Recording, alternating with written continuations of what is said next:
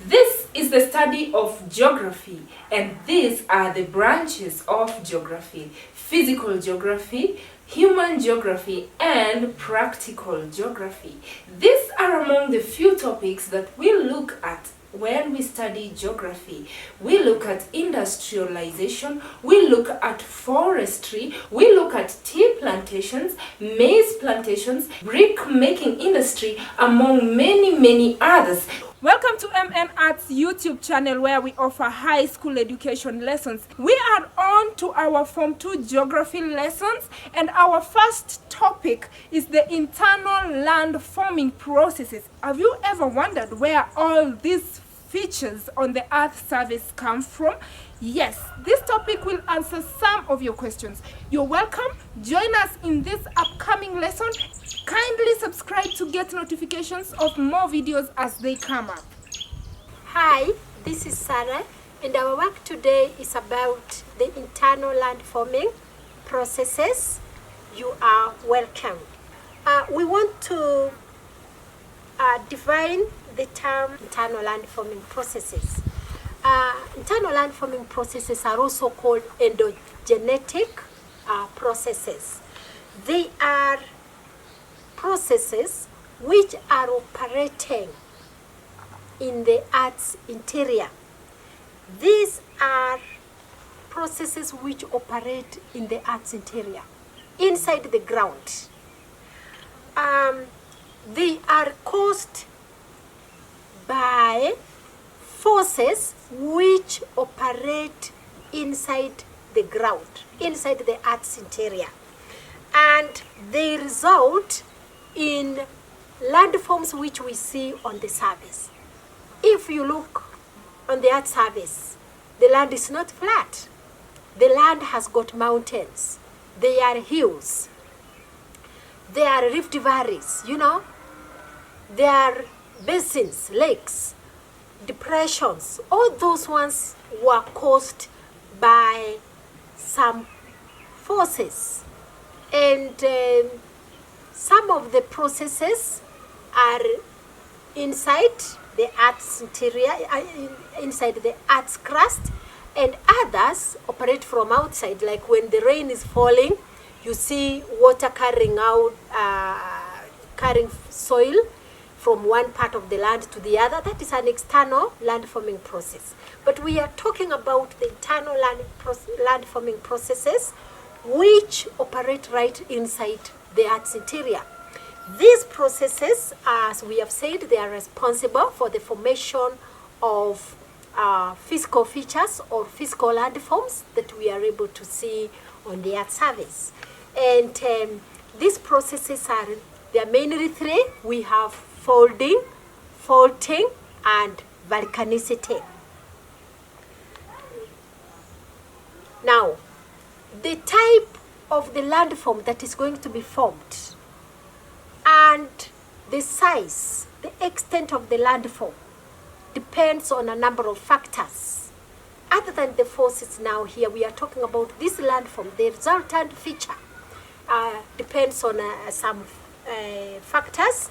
The factor number one is the material that is being worked on. That is the rocks that are being worked on. The age of the rocks. Are these rocks young or they are old? If they are old, they will break, they brittle. If they are young, the rocks bend. If they are stretched, they stretch. You see? Now, we are also talking about the nature of that rock. Is it hard or it is soft? Hard rocks, they will break. Soft rocks or plastic rocks will bend or they will stretch. So the nature and the age of the rocks is also a determining factor. We also talk about the type of forces which are working on this material. We have different types of forces. We have forces which are moving towards each other. They will compress the rocks. They will cause the rocks to either break or fold. We also have forces which are working or moving away from each other. These forces will cause a different type of landform. They may cause the rocks to crack if they are hard rocks. They can also cause the rocks to stretch. We are also talking about some type of forces. Maybe they are moving past each other, or they are moving from the Earth's interior towards the Earth's surface. You see, so the nature of the surface that is involved will lead to a specific type of landform that we are able to see here on the Earth's surface. And thirdly, the third factor that determines the nature of the landform is the intensity of the forces. Yes, the forces can be mild. There are some forces which are very weak. Yes, you see even the earthquakes, when we have the earthquakes, there are earthquakes which are mild. There are those ones which are very strong. So even the forces can either be strong or they are mild. If they are mild, the nature of the type of landform that will be formed will not be so much pronounced. Wait until the land is subjected to intense forces. Oh my God, you will see features that you have never seen. Yes, very large. You see, like Mount Everest, the highest mountain that we have, over 12,000 meters above the sea level. That one was caused by forces. You see, Mount Kilimanjaro, Mount Kenya, you see, because the strength of that force was really strong, was very, very powerful. So the nature of the material, the age of the material, the type of the forces, and then this nature of the forces that were involved, the forces that determine the nature of the landform that we are going to have. Earth movements, because we said the endogenic processes are caused by earth movements. The endogenic processes are caused by earth movements. So let us talk about the earth movements. The definition of the term earth movements is that these are movements which operate in the Earth's interior, caused by endogenic forces, caused by forces which are operating in the Earth's interior. The forces originate and act in the Earth's interior. They are the ones which cause the Earth movements. Now, the forces, we have four types of forces. We have the tensional forces, we have the compressional forces, we have the shear forces, and then we have the force of gravity. Those are the endogenic processes which originate and operate from the Earth's interior, and they cause earth movements.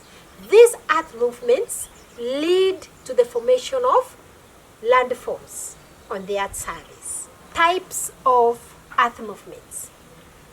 We have two types of earth movements. We have horizontal earth movements and we have vertical earth movements. Let us start off with the horizontal earth movements. The horizontal earth movements are also referred to as orogenic or lateral earth movements.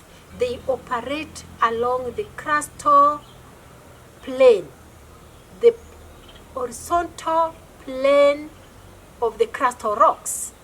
The horizontal earth movements are operating horizontally. They are caused by the movements, the horizontal movements are caused by tensional forces, compressional forces, or shear forces. And the forces cause either tension on the rocks, or they cause the rocks, they cause tension on the rocks, they cause shortening of the rocks, or they cause shearing, tearing of the rocks. I mean, tensional forces will cause tension on the rocks. Yes, as they are tearing the rocks, they cause tension. we have a compression of forces. They cause the shortening of the crust or rocks. They squeeze the rocks together. And we have the shear forces which are moving past each other. They cause the shearing of the crust or rocks.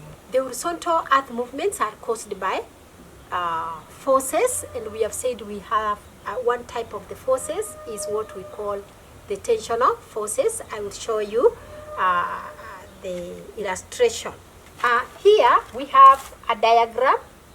Here we have a diagram of the horizontal, an example of the horizontal earth movements. And we have, these are our crust or rocks, which are arranged in layers, as you can see. And we have the tensional forces. The tensional forces, they act on the crust or rocks, pulling the rocks to either side. They are pulling away from each other. And if the rocks are young, then they are plastic. They will cause these rocks to stretch. If the rocks are hard, the rocks are old, they are hard, what will happen is that the rocks will crack. And therefore, they will lead to the formation of different types of landforms. But for now, we are looking at the an example of an horizontal movement, the forces which are involved. We have the tensional forces, and they cause the rocks to tear away from each other. Then we have the compressional forces. The compressional forces, as you can see, these are our crustal rocks, and they are they cause horizontal earth movements. And what they do, they are moving towards each other, as the arrows are showing. This arrow and this arrow, they are pushing towards each other. And what they can do on the rocks is that they squeeze the rocks here in between. They shorten the rocks. And if the rocks are hard, they will break. So these are compressional forces. And then we have another type of forces which act on which cause horizontal earth movements. We have the shear forces. The shear forces are forces which are moving past each other. We have this arrow and this other one. They are parallel, you know. And they cause the rocks here to tear. And this part of the land will move forward, as this one will also move this way. So they are called shear forces, and they also cause horizontal earth movements. So those are the causes of horizontal earth movements, what we also call lateral earth movements or orogenic earth movements. Now, we also talk about the other type of earth movements, which we call vertical earth movements. These movements, they act on the Earth's radius. They act on the Earth's radius, moving either from the surface of the Earth towards the Earth's center, or from the Earth's center towards the Earth's surface. Let us look at this diagram. This is our vertical, or what we call vertical, or what we call epirogenetic earth movements. They act from the Earth's surface towards the Earth's interior, as this arrow is showing, or they act from the Earth's interior, towards the Earth's surface. So they can cause the land to move downwards because of the pulling from the surface towards the Earth's interior, or they can cause the land to swell, what we call upwarping. The land swells because the land is being pushed from inside towards the Earth's surface. Now, this is our crust, the mantle, the core, and that is the Earth's interior. Those are the parts of the Earth's interior. And those are the types of earth movements as we have them. Now, let us look at the features, some of the features that are formed by horizontal earth movements. When the land is either being stretched, pulled aside, or when it is being pushed towards each other. We have one of the landforms. The landforms include fault scarp, they include the Rift Valley, they include basins, they include block mountains. Those are some of the examples, and we are going to see some of our diagrams here. That when the forces are tensional, when they are tearing the ground, pulling away from each other, they may result in the formation of fault cracks. The land may crack, and as the pulling continues, the land in between the cracks may sink as the land on either side remains intact, forming a rift valley, forming a depression in between two blocks of land, and that's what we call a rift valley. So horizontal earth movements that is caused by tensional forces can lead to the formation of a rift valley. They can also lead to the formation of a fault scarp. A fault scarp is an escarpment, and an escarpment is a steep slope. So when the land is being torn, when it cracks and one part of the land sinks down, so horizontal earth movements caused by tensional forces can lead to the formation of a rift valley. It can also lead to the formation of an escarpment or a fault scarp. It can also lead to the formation of a block mountain or a host mountain. The tensional forces can also lead to the formation of a host mountain. And in this case, the land was subjected to the tensional forces that are tearing away from each other.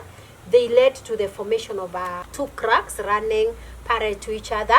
And as the pulling continues, the land on either side sinks, as we can see the arrows, and the land in between is left intact, causing a block in the middle.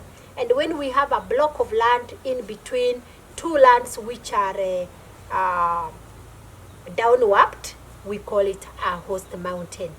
This host mountain can be tilted. It may not be so flat at the top, and if it is tilted, then we call it a tilt block. And it can also lead to the formation of a lake. Yes, the crack can be filled with water, and it is a depression, and we call it a lake if water is occupied inside there. We can also talk about the earth movements can lead can be caused by compressional forces, and the compressional forces can lead to a number of landforms, as we can see. The compressional forces which are pushing the land towards each other, they may cause the land to crack if the rocks were old, and as the pushing continues from either side, they may cause the land in between to move up, leaving the land on either side to be in their original position. And when this land in between moves up, then it leads to the formation of a host mountain. So horizontal movements, earth movements, or genetic earth movements can lead to the formation of a block mountain, either by tensional forces or compressional forces. Then we talk about if the forces are more from one side, they can cause the land to be tilted. The middle block which has been pushed up can be tilted, and it may not be so flat at the top. If it is not plain at the top and it is tilted, then we call it a tilt block. So equally, compressional forces can lead to the formation of a tilt block, as much as the tensional forces can also lead to the formation of a tilt block. Compressional forces can also lead to the formation of a rift valley, just like the tensional forces did. So here, the land is being pushed towards each other, and it leads to the formation of cracks. And with the continued pushing, the land on either side might move up, and the land in between remains in the original position. When the land on either side is moved up, later the hanging pieces of land are washed down by the nudation processes, and then we shall have the formation of a Rift Valley. If the land was pushed up, the middle land was pushed up, it led to the formation of either a block mountain or a tilt block. But if it is the land on either side that moves up, then we are going to have the formation of a Rift Valley. And therefore, we are okay to say that horizontal earth movements lead first either to the formation of a Rift Valley, either by tensional forces or compressional forces, to the formation of a lake or basins. When the land cracks and water fills inside there, that is a lake. It can also lead to the formation of an escarpment. It can also lead to the or a fault scarp, that is, or it can also lead to the formation of a block mountain, a tilt block, basins, fault scarps, or a Rift Valley. And then we look at the vertical earth movements, which we said are the forces that are responsible for vertical earth movements or epirogenetic earth movements, and they act on the earth's radius, either from the earth's interior, pushing outwards towards the earth's surface, or from the earth's surface towards the earth's center. Now, when those forces act like that, they may also lead to the formation of some landforms.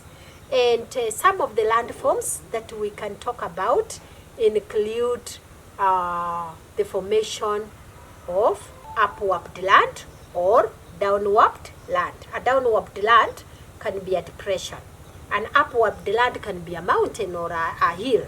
So vertical earth movements can lead to upwarped land or downwarped land, while the horizontal earth movements lead to the formation of such landforms as a plateau, a tilt block, a block mountain, a Rift Valley, a basin, a fault scarp. Thank you for finding time with us. Those are the internal land forming processes that we've been able to cover today. I hope they have answered some of your questions, and I hope they will be helpful in your study time. Thank you for joining us. Press the subscribe button, kindly share, like, so that your friends and colleagues out there can get the same content and be able to learn. Once more, we are very, very grateful that you found your time to join us in these lessons.